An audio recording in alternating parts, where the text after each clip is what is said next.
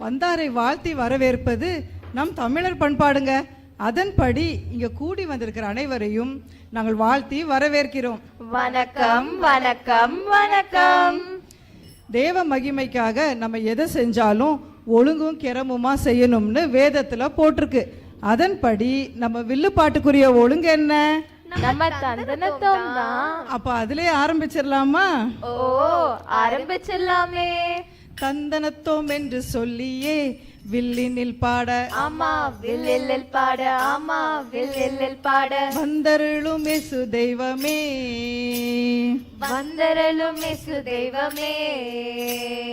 எட்டு கட்ட தாளத்தோடு இனிய நல் ராகத்தோடு, எட்டு கட்டை தாளத்தோடு இனிய நல் ராகத்தோடு, பாடி சுவிசேஷம் சொல்ல கிருபை தர வேணும் ஐயா, பாடி சுவிசேஷம் சொல்ல கிருபை தர வேண்டும் ஐயா. மக்கள் மனங்களிலே இதமாக செய்தி சொல்ல, மக்கள் மனங்களிலே இதமாக செய்தி சொல்ல, மக்கள் மனங்களிலே இதமாக செய்தி சொல்ல, மக்கள் மனங்களிலே இதமாக செய்தி சொல்ல, வரம் தர வேணுமையா, வரம் தர வேண்டுமையா.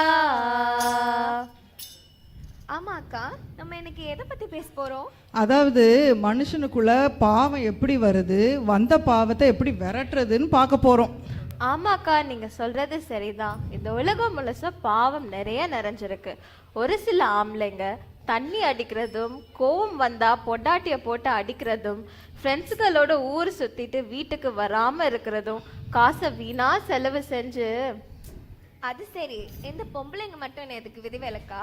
ஒரு சில பொம்பளைங்க பக்கத்து வீடு அந்த வீடு நல்லா கதை அடிக்கிறதும், மற்றவங்களை பத்தி பொருளி பேசுறதும், வீட்டுல நல்லா சீரியல் பார்த்துக்கிட்டு பிள்ளைங்களை கூட ஒழுங்கா கவனிக்கிறது இல்லை.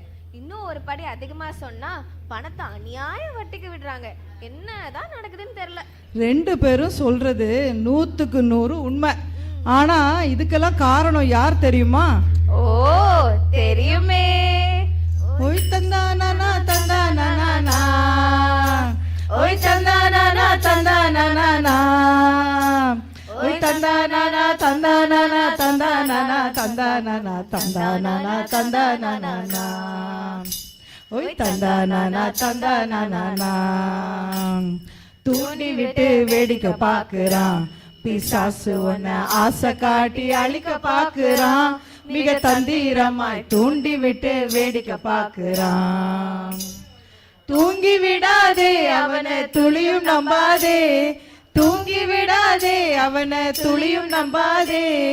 தூங்கிவிட்டால் அழிந்திடுவாய் தருணம் இதே விழித்திடுவாய், தூங்கிவிட்டால் அழிந்திடுவாய் தருணம் இதே விழித்திடுவாய். தூண்டி விட்டு வேடிக்கை பாக்குறான் பிசாசு, உன்னை ஆசை காட்டி அழிக்க பாக்குறான். மிக தந்திரமாய் தூண்டி விட்டு வேடிக்கை பாக்குறான். அது சரி அக்கா, ஆனா யாரும் தலையில 2 கொம்பை வச்சுட்டு பிசாசு மாதிரி வந்து மனுஷங்களை பாவம் செய்ய தூண்டி விடுறது இல்லையே. அப்படி இல்லடி கீதா, அக்கா சொல்ற மாதிரி சீரியல் மூலியமா சினிமா மூலியமா நிறைய தப்பான விஷயத்த சரியான விஷயம் சொல்லி நம்மள எல்லாரையும் ஏமாத்திட்டு இருக்க இந்த பிசாசு. அப்போ சீதா, டிவி மூலியமா பிசாசு மனுஷங்களை பாவம் செய்ய தூண்டி விடுறான்னு சொல்ல வரியா?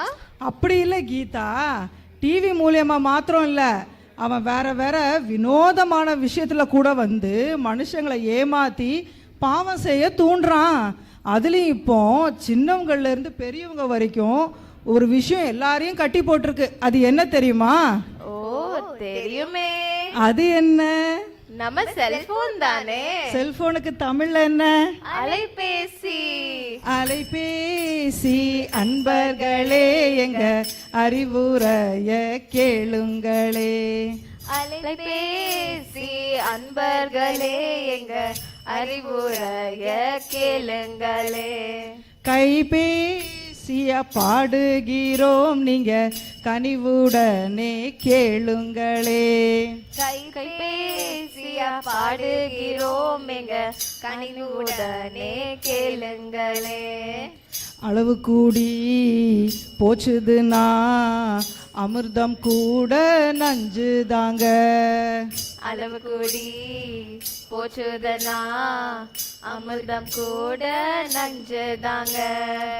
அழகான செல்போனும் அழகான செல்போனும் அதுவும் போல ஒண்ணுதாங்க. அதுவும் போல ஒண்ணுதாங்க. நீங்க நினைக்கும் விஷயங்களை நிறைவாக காட்டுது. நீங்க நினைக்கிற விஷயங்களை நிறைவாக காட்டுது. தீமையான விஷயங்களை தெளிவாக காட்டுது. தீமையான விஷயங்களை தெளிவாக காட்டுது. காதில் வச்சு போனில் பேசி கதை முடிஞ்சே போகுது. காதில் வச்சு போனில் பேசி கதை முடிஞ்சே போகுது. காதில் வச்சு போனில் பேசி கதை முடிஞ்சே போகுது. ஆமாக்கா, நீங்க சொல்ற மாதிரி இந்த செல்போனால மன ரீதியாவும் பிரச்சனை வருது, உடல் ரீதியாவும் பிரச்சனை வருது.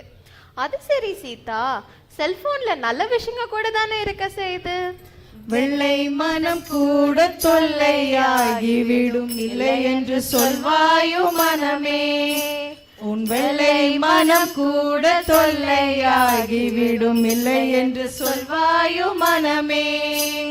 முல்லை மலர் குறிப்பின் வெள்ளை நிறம் அந்த கள்ளிப்பாலிலும் உண்டு மனமே. முல்லை மலர் சிரிப்பின் வெள்ளை நிறம் அந்த கள்ளிப்பாலிலும் உண்டு மனமே.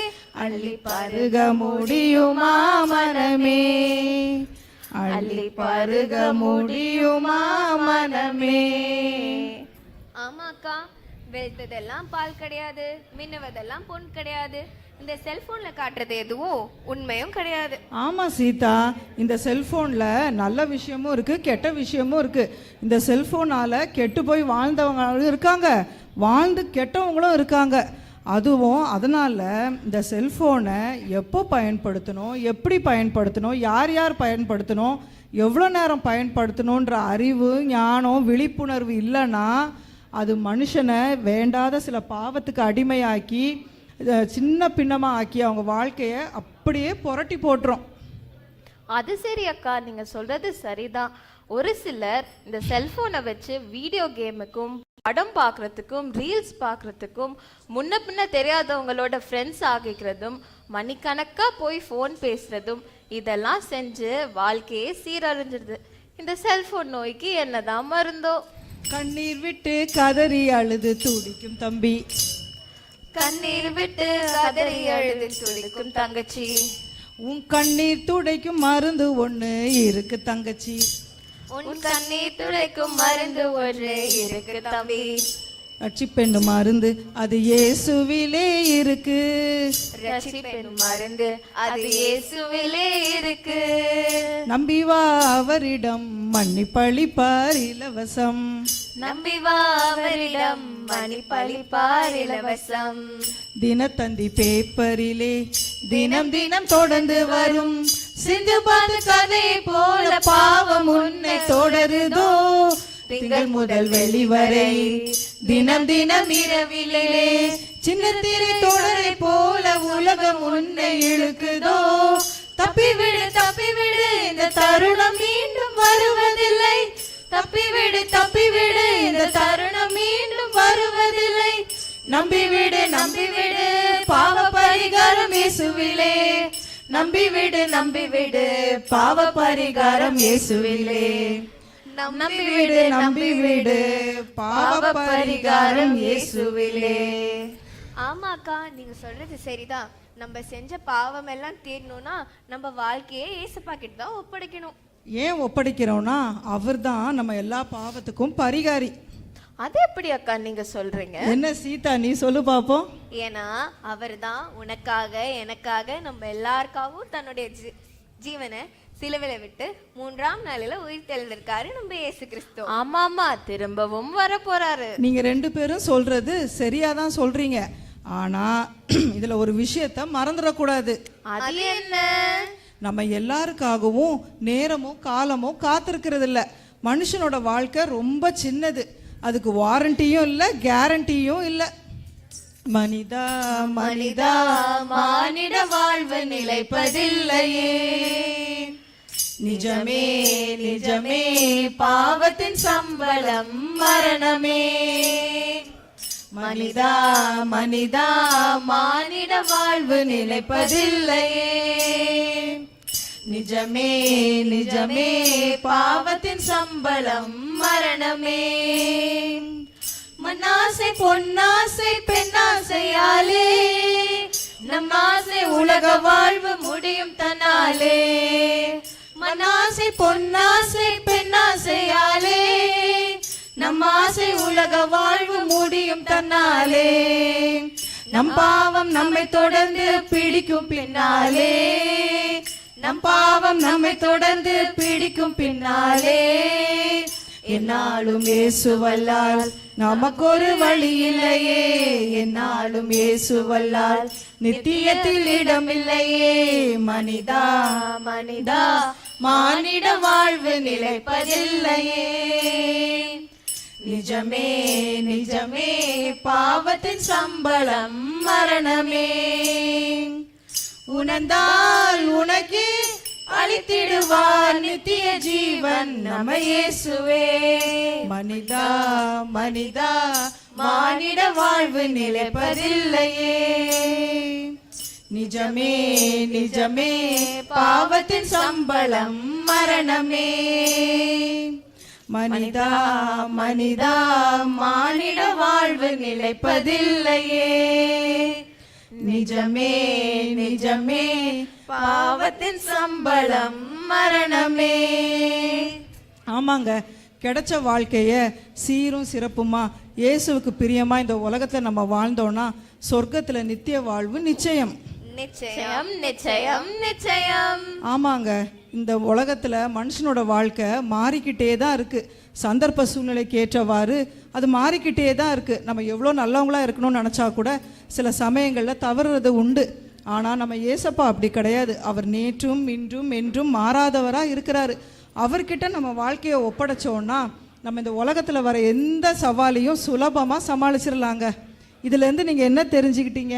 தினம் தினம் மாறுகின்ற மனிதர் வாழ்வை நல்வழியில் மாற்றுகின்ற நம் மாறாத இயேசு. ஆமாங்க, தினம் தினம் மாறுகின்ற மனிதர் வாழ்வை நல்வழியில் மாற்றுகின்ற நம் மாறாத இயேசு. இங்க கூடி வந்து நாங்க சொன்ன செய்தியை பொறுமையா கேட்ட அனைவருக்கும் நன்றி நன்றி நன்றி.